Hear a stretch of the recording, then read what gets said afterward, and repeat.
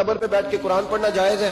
لو دلیل سن لیں، مشکات کی حدیث ہے کتاب الایمان میں، رسول پاک پڑھیے درود شریف صلی اللہ تعالی علیہ وسلم۔ حضور صلی اللہ علیہ وسلم نے حضرت سعد بن معاذ کا جنازہ پڑھایا، پھر حضور قبر پہ کھڑے ہو گئے اور نبی پاک تسبیح پڑھنے لگے، سبحان اللہ والحمد للہ ولا الہ الا اللہ واللہ اکبر۔ پھر حضور نے پڑھا سبحان اللہ والحمد للہ ولا الہ الا اللہ واللہ اکبر۔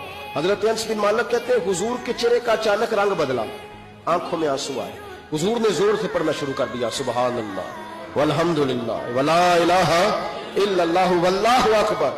کہتے ہیں حضور نے زور سے پڑھا، آہستہ آہستہ محبوب کے چہرے پہ خوشی آنے لگی۔ جب حضور فارغ ہو گئے، دعا مانگی، نکلنے لگے تو عرض کی یا رسول اللہ یہ کیا تھا؟ حضور فرمانے لگے تمہارے بھائی کی قبر تنگ ہو گئی، میں نے تسبیح پڑھی ہے تو اللہ نے اس کی قبر کو کشادہ کر دیا ہے، اللہ نے اس کی قبر کو۔ تو پھر اس کا مطلب ہے قبروں پہ کھڑے ہو کے تلاوت کرنا، عبادت کرنا، ان کے لیے کوئی تسبیحات پڑھنا، یہ نبی پاک کی سنت ہے۔